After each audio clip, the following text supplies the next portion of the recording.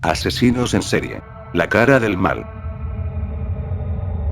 La naturaleza perversa de los asesinatos puede hacer pensar que son actos irracionales, sin embargo, muchos asesinos seriales han demostrado una capacidad aterradora para calcular sus delitos antes de cometerlos. Algunos, incluso, convencieron a otras personas de llevarlos a cabo en su lugar. Chikatilo, el amable profesor que se comía a sus víctimas para tener paz mental. El estremecedor caso de Andrei Chikatilo tuvo como punto de partida una de las historias que su madre le contó cuando era niño. Su hermano mayor Stepan fue raptado por unos campesinos que lo desollaron y acabaron comiéndoselo. No fue un hecho aislado, ya que por aquel entonces, la década de los años 30 en Ucrania, el secuestro y asesinato de jóvenes era de lo más común debido a la falta de alimentos. El canibalismo era una práctica habitual. Aquel cóctel sanguinario generó en Andrei un miedo continuo a sufrir las mismas vejaciones que su hermano. Aunque con los años este temor se transformó en una necesidad de disfrutar con el dolor ajeno. Pese a sus problemas de disfunción sexual, provocar sufrimiento en niños y adolescentes le excitaba. Durante casi 20 años, el carnicero de Rostov campó a sus anchas en la antigua Unión Soviética y se convirtió en el peor asesino en serie del país. El 16 de octubre de 1936, en plena época estalinista, nacía Andrei Romanovich Chikatilo. Eran tiempos trágicos en los que la guerra hacía estragos y millones de personas morían. El recuerdo de la visión de los cadáveres apilados en su pequeña localidad natal, Yablochnoye, Ucrania, marcó la mentalidad de este despiadado criminal. Al fin y al cabo, durante años convivió con la muerte, entre leyendas macabras y admirando una infundada violencia. Pero su carácter introvertido e inseguro, temeroso de todo lo que le rodeaba, también contribuyó a despertar el asesino que llevaba dentro. Los complejos le atormentaban. En el colegio, sus compañeros se burlaban de él por ser un miope sin gafas, al no ver bien, era muy patoso, mientras él se limitaba a aguantar el chaparrón. Aquella actitud tan pasiva y asustadiza enfadaba aún más a sus colegas, que le insultaban, le bajaban los pantalones y le abofeteaban hasta que caía al suelo.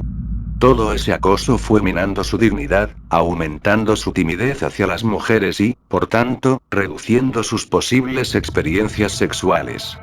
Algunos testimonios apuntan a que su primera eyaculación no fue durante el acto sexual, sino tras abrazar a una chica durante unos segundos. Cuando se corrió la voz de lo sucedido, todo el mundo comenzó a mofarse de él. Se cree que aquello fue la gota que colmó el vaso. Habían despertado a la fiera. Su paso obligatorio por el ejército ruso no disminuyó su aberrante necesidad de voyeurismo ni impidió que acabase casándose con una de las amigas de su hermana. Durante su matrimonio se mostró como un hombre trabajador, educado, tranquilo, sosegado y cariñoso. Jamás discutió ni con su mujer ni con sus hijos. Todo lo contrario, Chikatilo aceptaba sumiso y obediente las órdenes de su compañera. Vivía con total discreción y austeridad. Se podría decir que fue un padre y esposo ejemplar. Lo único que fallaba en aquella relación era su impotencia, ya que no conseguía excitarse lo suficiente. Su asexualidad le tenía completamente frustrado. A medida que fue cumpliendo años y aprobando sus estudios, se tituló en lengua y literatura rusas, en ingeniería y en marxismo-leninismo. Su atracción por los menores de edad, principalmente de menos de 12 años, fue increciendo. Sin embargo, el colegio fue de nuevo el centro de las burlas. Trabajando como profesor le apodaron el ganso o el afeminado, ya que siempre iba encorvado y su cuello sobresalía más de lo normal. Algunas alumnas recuerdan cómo le pillaban casi siempre masturbándose en sus dormitorios cuando se estaban cambiando de ropa. Pasó de cohibirse a desinhibirse. Llegó el invierno de 1978 y con él se desataron los primeros crímenes. La cadena de asesinatos empezó con una niña de 9 años a la que Chikatilo convenció para que le acompañase a una cabaña en las afueras de la ciudad. La pequeña accedió sin dudar, dado el carácter afable del profesor. Una vez dentro, empezó a desnudarla salvajemente. Durante el forcejeo, la niña se hirió en un brazo y, al ver la sangre, Andrei tuvo una erección. Aquella sorprendente excitación provocó en él un deseo brutal de matar a la niña. Cogió un cuchillo y con cada puñalada que asestaba sintió que podía llegar al orgasmo. Y así fue. Gracias a aquel asesinato pudo eyacular como no lo había hecho en años. Acababa de percatarse de que el dolor ajeno le permitía alcanzar su propio placer. Tras el crimen, Chikatilo abandonó el cuerpo de la niña cerca de un río. 2 días después de su desaparición, la policía encontró el cadáver completamente mutilado y sin ojos. Aquella amputación se convertiría en su firma.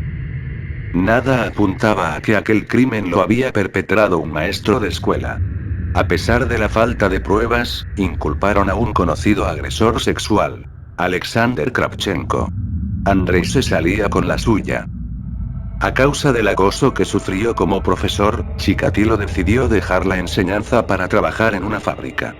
Casualmente, su nuevo puesto requería que viajara muy a menudo, así que tenía la excusa perfecta para continuar asesinando sin ningún pudor.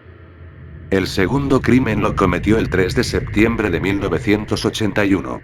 La víctima fue una joven prostituta de 17 años con la que quiso mantener relaciones sexuales. Su impotencia se lo impedía y, ante el desdén de la chica, él enloqueció y llevó a cabo el siguiente ritual. Primero, la estranguló hasta matarla y entonces se masturbó hasta eyacular sobre su cadáver. Después decidió morder su garganta como si de un animal se tratase, sacó un cuchillo y la apuñaló. Más tarde, le cortó los senos y se comió los pezones. Y finalmente, volvió a firmar este nuevo asesinato arrancándole los ojos. Llegados a este punto, Chikatilo sabía que este no iba a ser el último. Durante ese año asesinó a 4 personas más, entre ellas la primera víctima masculina, un niño llamado Oleg de tan solo 9 años. Jamás encontraron su cadáver, pero cuando interrogaron a Andrei, este reconoció el crimen y aseguró que le había arrancado los genitales. Si a ese momento dejaba un tiempo prudencial entre crimen y crimen para no despertar sospechas, a partir de 1984, año en que asesinó a 15 personas, esta cautela iba cediendo terreno frente a sus macabros deseos. Durante los siguientes 12 años, Chikatilo asesinó a 53 personas después de elegir cuidadosamente a sus víctimas en las estaciones de trenes y autobuses de la localidad de Rostov. De ahí su apodo. El carnicero de Rostov.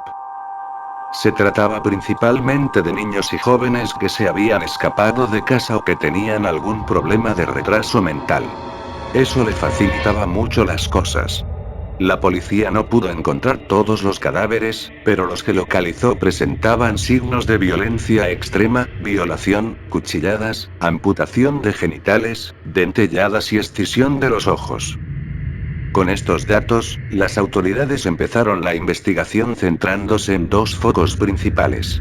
Miembros de la comunidad médica, cirujanos, y de la comunidad gay. En aquel momento, la homosexualidad estaba prohibida y habían aumentado los casos de asesinatos de hombres. Después de interrogar a miles de sospechosos y fichar a algunos de ellos, la policía seguía sin encontrar al culpable. El hecho de que la opinión pública desconociese la gravedad del caso tampoco ayudó. Pero el gobierno soviético no se podía permitir que la ciudadanía dudase del sistema. Las autoridades no tenían pistas suficientes, así que pidieron ayuda a varios psicólogos y psiquiatras, que trazaron un perfil del presunto criminal.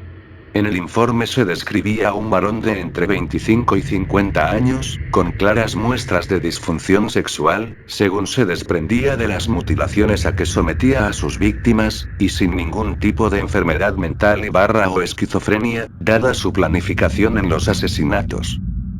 Con este perfil, los oficiales encargados del caso, Alexander Bukhanovsky y Víctor Burakov, continuaron las pesquisas. Por aquel entonces tenían a 25.000 sospechosos, entre los que no se encontraba Chikatilo. Mientras tanto, este seguía asesinando hasta que un día le detuvieron por proponerle sexo oral a una prostituta. Aquel desliz hizo que la policía registrara sus pertenencias. Encontraron un bote de vaselina, un cuchillo de cocina, una cuerda y una toalla. Parecía que habían dado con el carnicero de Rostov, pero su sangre no se correspondía con la hallada en las escenas de los crímenes. El grupo sanguíneo de Andrei era el AI, el del asesino, el AUP. Gracias a investigaciones posteriores, se supo que este criminal tenía un grupo sanguíneo diferente en sangre y semen, algo inusual pero que ocurre en un reducido porcentaje de casos. Le dejaron en libertad aunque volvió a ser encarcelado durante 3 meses por abusos a menores. Pasó casi un año hasta que, en 1985, volvió a matar. Y siguió haciéndolo hasta que el 5 de noviembre de 1990 asesinó a su última víctima en la localidad de Lescos. 600 personas llegaron a formar parte del operativo para la búsqueda y captura de este asesino en serie.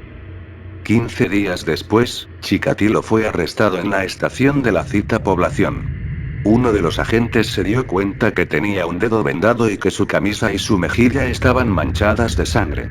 Tardaron 10 días en conseguir que Andrei hablase. Fueron interrogatorios muy duros en los que le asediaron hasta la extenuación para que se desmoronase. Finalmente y tras múltiples intentos, optaron por utilizar a un psiquiatra. Bastaron 2 horas para que el sospechoso accediese a confesar si dejaban de atosigarle. Durante ese tiempo explicó su terrible infancia y qué le llevó a cometer los 53 asesinatos, 31 mujeres y 22 hombres. Además, con ayuda de un maniquí, describió cómo perpetraba las vejaciones y mutilaciones. Su testimonio horrorizó a todos los allí presentes. No podían creer que por fin hubieran dado con el asesino en serie más despiadado del país. En abril de 1992 se inició el juicio para demostrar si Chikatilo había cometido los crímenes bajo los efectos de una enfermedad mental o si estaba completamente cuerdo. La línea de investigación y las declaraciones pertinentes demostraron lo que ya sabían las autoridades, que el carnicero de Rostov disfrutaba planeando e infligiendo dolor y muerte a sus víctimas. Durante la vista, los familiares salieron aterrorizados de la sala. Ver a aquel hombre con el pelo rapado, los ojos saltones y pose de persona ida encerrado en una jaula les provocaba escalofríos. Fíjense qué inutilidad. ¿Qué pensaban que podía hacer con esto? Gritó André mientras se bajaba los pantalones y mostraba su pene a los allí presentes. Una de sus declaraciones más impactantes fue cuando afirmó que, en los actos sexuales perversos experimentaba siempre una especie de furor, una sensación de no tener freno. Lo que hice no fue por el placer sexual, sino porque me proporcionaba paz mental y espiritual durante largos periodos. La sentencia llegó 2 meses después, cuando le declararon culpable de 53 asesinatos y 5 violaciones. Fue condenado a la pena de muerte. Aunque apelaron para evitar la ejecución del preso, esta se produjo el 15 de febrero de 1994. Andrei Chikatilo murió de un tiro en la cabeza. No olvides suscribirte y darle manita arriba a este vídeo.